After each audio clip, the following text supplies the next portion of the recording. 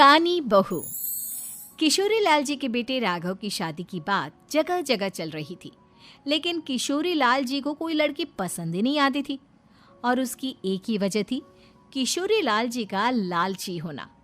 उनको लड़की वालों से मोटा दहेज चाहिए था और इसी चक्कर में एक दिन वो एक बहुत पैसे वाले के घर अपने बेटे का रिश्ता लेकर पहुंचे।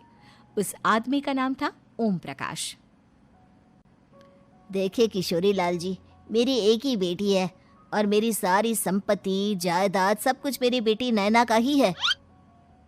पापा, नाम से लगता है बहुत खूबसूरत होगी। कितना अच्छा नाम है ना, नैना। ओ, वैसे बात तो सही है आपकी। अब इतना पैसा है, जमीन जायदाद है, इकलौती बेटी, आप भी क्या करेंगे? सब कुछ उसे ही देंगे ना। बिल्कुल ठीक पहचाना आपने। बस बेटी की शादी और सारी जायदाद उसके नाम। पापा, बिना देखे हाँ कर दीजिए ना। इतना अच्छा रिश्ता फिर कहाँ मिलेगा? माला माल हो जाएंगे हम। मैं अपनी बेटी को बुलाता हूँ। अरे नहीं नहीं नहीं नहीं, आपकी बेटी का नाम नैना है, सुनकर ही लगता है बहुत सुंदर होगी।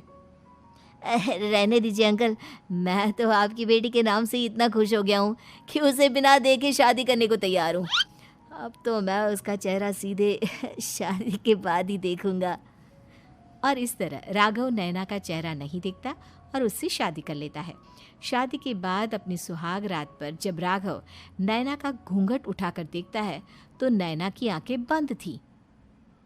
कितने खूबसूरत हो तुम नैना, जरा अपनी आंखें खोलकर मेरी तरफ देखो तो सही। नहीं, मुझे शर्म आती है। अरे, मैंने तुम्हें शादी से पहले भी नहीं देखा, और अब अगर तुम आंखें खोलकर मुझे देखोगी भी नहीं तो मुझे अच्छा कैसे लगेगा?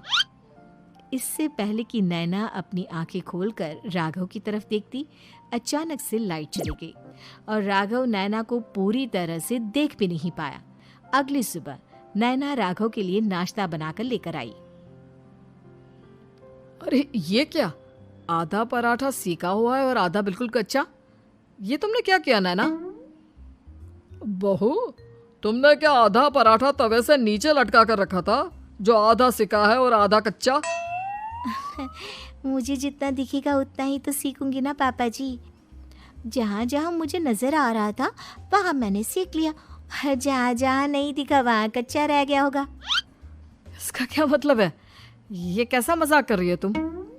अरे बहू, तुमने इतना लंबा घूंघट क्यों लगाया हुआ है? देखो, हमारे घर में बहुओं को बेटी की तरह रखा जाता है, और फिर तुम तो इतना सारा माल लेकर आई हो। देखो, ये घूंघट डालकर रखने की कोई ज़रूरत नहीं है। हाँ नैना, पापा जी ठीक कह रहे हैं, तुम तो आराम से रहो, अपना ही घर समझो। नैना अचानक से अपना घूंघट उठा लेती है। अरे ये क्या पापा, नैना की तो एक आंख फूटी हुई है। नाम से नैना, लेकिन ये तो कानी बहू निकली। मेरे साथ धोखा हुआ है, धोखा। बिना दिखाए अपनी कानी लड़की मेरे संग ब्याह दी। मुझे कानी बीवी नहीं चाहिए। मुझे अभी ओम प्रकाश जी से बात करनी पड़ेगी। आखिर उन्होंने मेरे साथ ऐसा किया क्यों? अरे, आप लोगों ने ही तो पापा से कहा था कि आप लोग शादी से पहले मुझे देखना नहीं चाहते। अब मेरे पापा पर क्यों इल्जाम लगा रहे हैं? अरे लेकिन उन्हें बताना तो चाहिए था ना कि तुम कानी हो, एक आंख से तुम्हें दिखाई नहीं देता। किशोरी लाल और राघव नाराज होकर ओम प्रकाश को अपने घर बुलाते हैं। पापा जी, ये आपने क्या किया? शादी से पहले बताया क्यों नहीं कि नैना की आंखों में परेशानी है? अरे, आप ही ने तो लड़की देखने से मना कर दिया था। और लेकिन आप बता तो सकते थे। आपको तो हमारी बेटी की प्रॉपर्टी चाहिए थी, वो भी पूरी की पूरी। अब क्या हुआ अगर उसे आधा दिखाई देता है? प्रॉपर्टी तो आपको पूरी मिल गई ना। अरे ये क्या बात हुई? मेरी शादी प्रॉपर्टी से नहीं, आपकी बेटी से हुई है। अब ये तो पहले सोचना चाहिए था, तब तो मेरी प्रॉपर्टी देखकर तुम्हारी जुबान लप लपा रही थी। लेकिन मैं कानी लड़की को अपनी बीवी बनाकर नहीं रख सकता। पापा, कुछ करिए ना आप। हाँ, करता हूँ। देखिए ओम प्रकाश जी, आप हमारे साथ ऐसा नहीं कर सकते।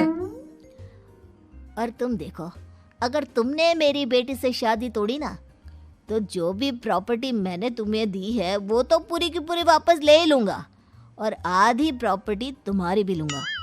अरे मेरी आधी प्रॉपर्टी भला क्यों लेंगे आप? इसलिए क्योंकि मेरी बेटी को आधा नजर आता है और उसकी नज़र अभी तक तुम्हारी आधी जायदाद पर ही पड़ी है। अब तुम उसे घर से निकालोगे तो कुछ तो लेकर जाएगी ना। और अगर हम आपकी बेटी को अपने घर की बहू बनाकर रखे तो? तो तुम्हारी पूरी प्रॉपर्टी तुम्हारी ही रहेगी, और जो मैंने तुम्हें दिया है ना, उसमें से बस मैं आधा लेकर जाऊंगा। अरे लेकिन अब आप अपनी दी हुई प्रॉपर्टी में से आधी वापस क्यों लेकर जाएंगे? अगर मैं आपकी बेटी को अपनी पत्नी बनाकर रखने को तैयार हूं तो? इसलिए ताकि भविष्य में अगर तुम मेरी बेटी को धोखा दो तो उसके पास कुछ तो रहे जो पति का हो। वैसे मेरे पास तो बहुत कुछ है, लेकिन अपने पति की कोई निशानी तो उसके पास होनी चाहिए ना। अब अगर तुमने मेरी बेटी को कहानी कहा तो तुम्हें प्रॉपर्टी भी कहानी ही मिलेगी, पूरी नहीं। जमाए राजा। किशोरी लाल और राघव समझ चुके थे कि वो बुरी तरह फंस चुके हैं और अब उनके पास वहां से निकलने का कोई चारा नहीं है। अब समझ में आया ना, लालच बुरी बला होती है। एक तो तुम्हें प्रॉपर्टी मिली, ऊपर से बीवी मिली, उसमें तुम्हें नखरे भी दिखाने हैं। आए बड़े, चुपचाप बैठो दोनों। कुछ दिनों के बाद नैना राघव की कार लेकर बाजार घूमने निकलती है और जब कार लेकर वापस आती है, ये क्या? एक तरफ से मेरी गाड़ी पूरी खराब हो चुकी है। लगता है तुमने मेरी गाड़ी को किसी दूसरी गाड़ी के साथ एक्सीडेंट किया है। अरे अरे कितना बड़ा नुकसान कर दिया तुमने बहू। वो क्या है ना पापा जी, मुझे एक आंख से दिखाई नहीं दे रहा था, सामने से गाड़ी आ रही थी। मुझे तो सिर्फ आधा ही दिखाई दिया और वो गाड़ी मेरी कार से रगड़ते हुए निकल गई। अब मैं क्या करूं बताओ? आप इसे ठीक कराने के पैसे कौन देगा? तुम्हारे पापा? तुमने मुझसे इस तरह से बात की? अभी रुको। नैना राघव की शिकायत ओम प्रकाश को कर देती है। देखो राघव, अब जो मेरी आधी प्रॉपर्टी तुम्हारे पास थी ना, उसमें से आधी और मैं लेकर जाऊंगा, क्योंकि तुमने मेरी बेटी को डांटा। अरे नहीं नहीं पापा जी, गलती हो गई, माफ कर दो। गलती की तो कोई गुंजाइश ही नहीं। अगली बार मेरी बेटी को डांटा तो बची हुई आधी में से आधी और ले जाऊंगा। लालच के चक्कर में हम दोनों ने बहुत बड़ी गलती कर दी बेटा। एक तो तुम्हें कानी बहू मिली और ऊपर से जो माल मिला वो भी काना। इस तरह राघव की हर एक गलती पर ओम प्रकाश उसकी प्रॉपर्टी का आधा आधा हिस्सा लेकर अपना सारा माल वापस ले गया और राघव को कानी बीवी से काम चलाना पड़ा। भाई लालच वाकई में बुरी बला है।